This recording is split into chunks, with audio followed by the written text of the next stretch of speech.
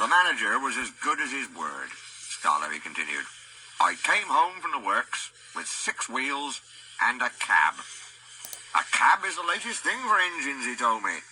I hope it will cheer you up after your disappointment. Rheneas chuckled. It cheered him up too much.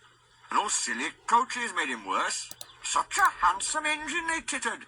6 wheels and a cab so distinguished, my dears, it's a pleasure to see him. He soon got too big for his wheels. Skarloey smiled ruefully. Oh, he did too, he said. Go on, Rheneas. He boasted about his cab till I was tired, said Rheneas. You should get one like me and be up to date, he would say.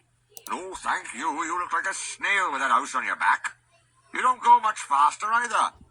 Slow am I, let me tell you. Who was late 3 times last week? Oh, it's no use talking. You're just an old stick in the mud. He called me more names and we quarrelled. We ended up back to back, not speaking.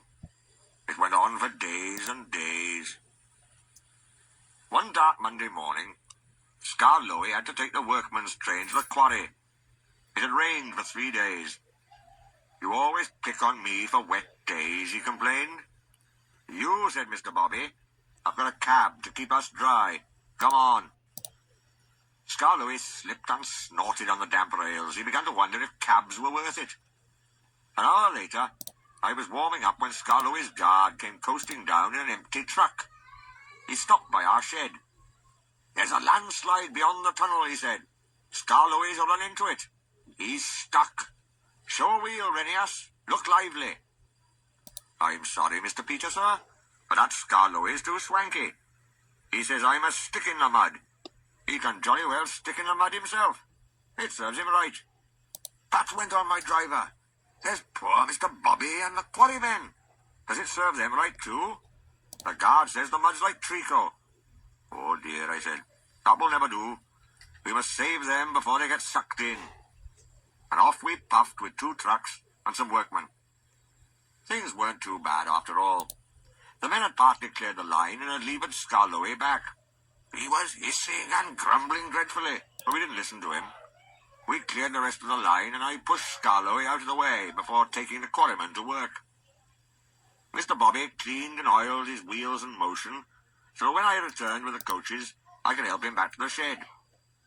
I'm sorry I was swanky, he said at last. Thank you for helping me.